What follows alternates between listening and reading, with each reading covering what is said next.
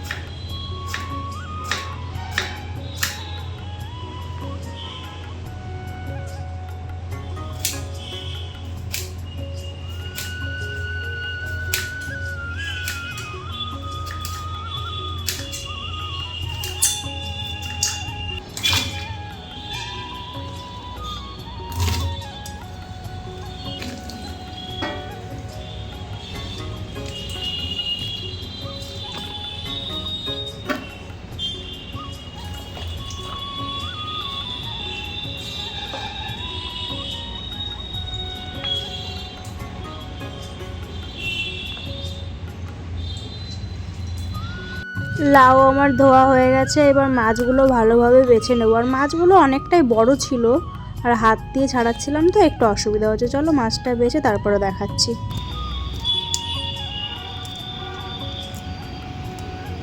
চিংড়ি মাছগুলো বেশ বড় বড় আছে, সুন্দর। পরে এই ময়লাটা কেটে ফেলে দেবো। এইবার আমি আলু পেঁয়াজ এগুলো কাটবো। আর এইগুলো লাউতে দেবো না, লাউ চিংড়িতে দেবো না, এটা আমি আলাদা একটা জিনিস রান্না করব, সেটাও দেখতে পারবে। ভিডিওটা লাস্ট পর্যন্ত দেখো, সেটাতে দেবো। চলো আলুটা ফার্স্ট কেটে নিই।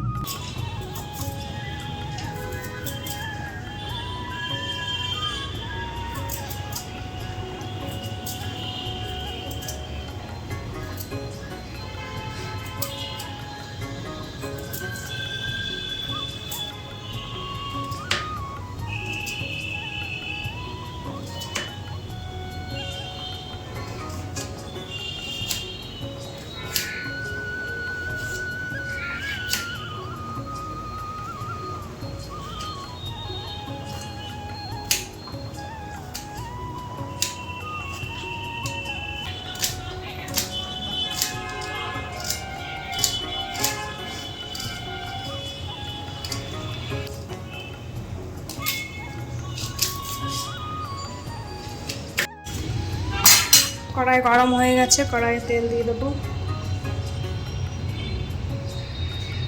কড়াই গরম হয়ে গেছে, চিংড়ি মাছগুলো ভেজে নেবো।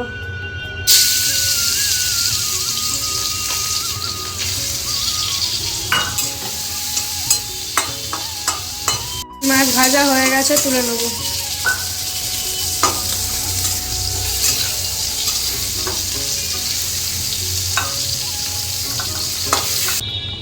মাছ ভাজা তেলে আর একটু তেল দিয়ে শুকনো লঙ্কা আর কালো জিরা দিয়ে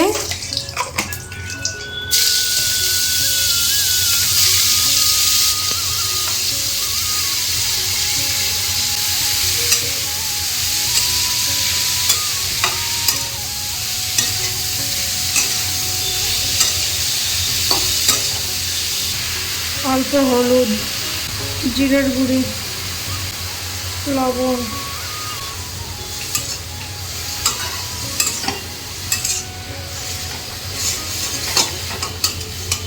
ওই দিকে ওটা হতে হতে আমি এই দিকটা রেডি করি। যে আলুর মধ্যে পেঁয়াজ কুচিটা,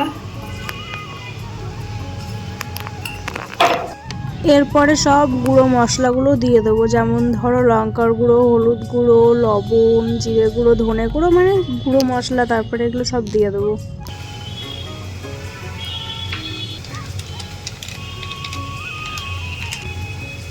চিংড়ি মাছ,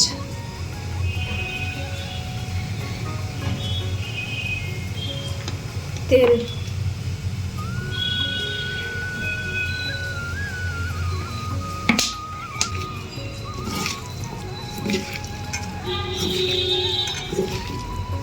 হালকা মেখে নিয়েছি। এরপর আদা রসুনের পেস্টটা দিয়ে ভালো করে মেখে নেবো আবার।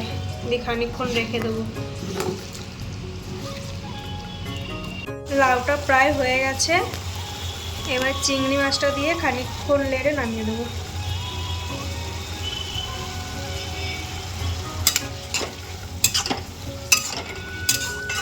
আর একটু ঢাকা দিয়ে নামিয়ে দেবো।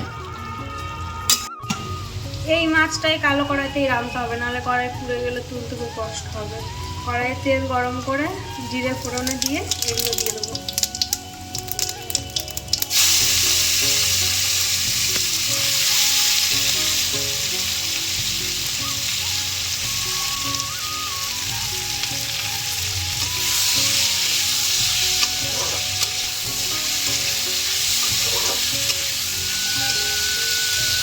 হয়ে যাক, তারপর দেখাচ্ছি। এটা লো ফ্লেমে দিয়ে এখন রান্না করবো। রান্নাটা হয়ে যাওয়ার পর দেখাচ্ছি।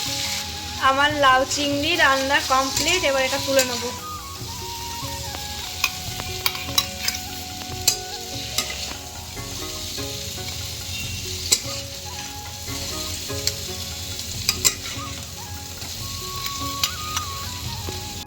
বন্ধুরা, এটা 35 মিনিটের মতো রেখেছিলাম। এখন দেখি তুলে কতদূর হয়েছে।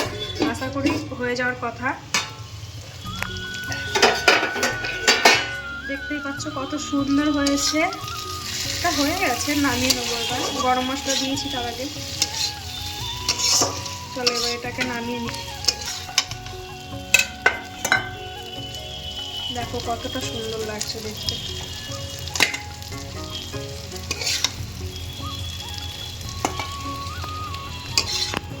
বন্ধুরা, আমার সব রান্না কমপ্লিট। আজকের ভিডিওটা এইটুকুই। আজকে আমাদের মেনুতে ছিল এই মাছ আর লাউ চিংড়ি। তোমাদের মেনুতে কী ছিল অবশ্যই জানাবে। টাটা।